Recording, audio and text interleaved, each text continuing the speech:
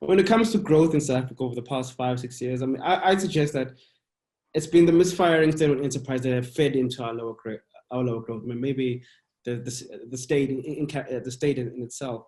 How important do you think they are to our growth going forward, and how important is it that they get out of an ICU and be left to be active and spending correctly to spur on growth in the country, almost act as the stimulus we need when it comes to our SOEs actually functioning and spending correctly?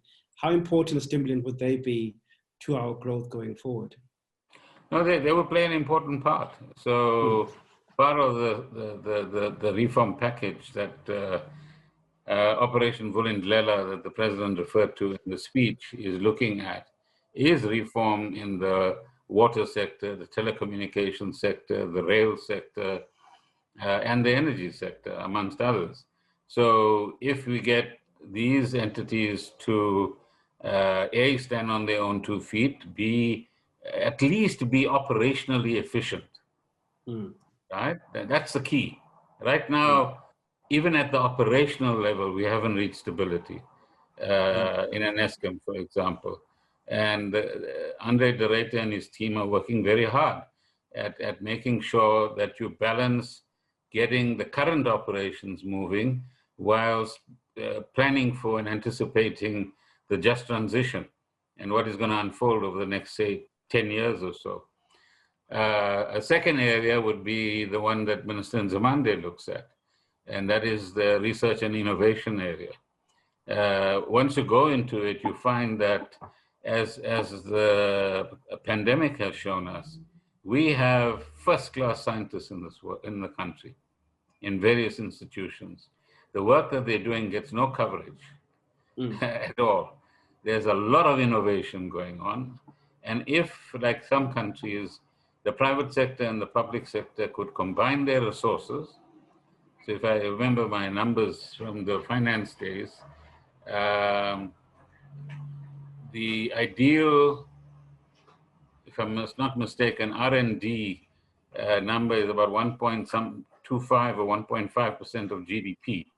And ours has always been sitting around 0.7 or thereabouts, which shows that the private sector itself doesn't invest in innovation. That's true. Right? That's true. Okay.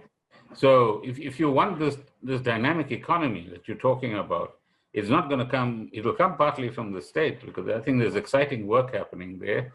It needs to move center stage as far as the commercial environment is concerned, and where an Oxford University is able to take work done by scientists in one laboratory, inverted commas, in one corner of Oxford, and bring it center stage in the form of a vaccine and further research into the pandemic.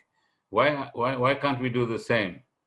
We don't have the same amount of money, but I can tell you the intellectual capacity, in South Africa is not lacking from what I've seen. And as the president has attempted to do yesterday, a real tribute needs to be paid to our scientists. I mean, there's this business about the variants, for example.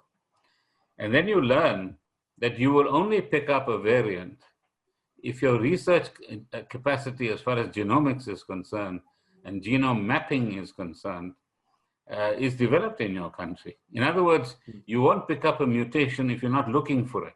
If you're not looking for it, yeah, that's the whole. You must look for it, right? It's like looking at the body of your car, or you either look at the body of your car and see if you picked up a dent in the last couple of weeks or not, or all you do is go straight into the driver's seat, put the ignition on, and you drive, regardless of whether you have a dent or not.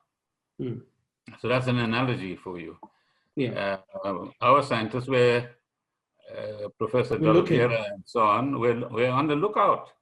Yeah. And they are in the same class as Dr. Fauci of American fame, and they need to be celebrated. They need to be celebrated. So the SOEs will make a contribution, and an important one. But one of the themes, I think, in the SONA is we need to put all of our efforts together. And if you get the synergies right rather than point fingers, we'll be much better off as a country in a year or two.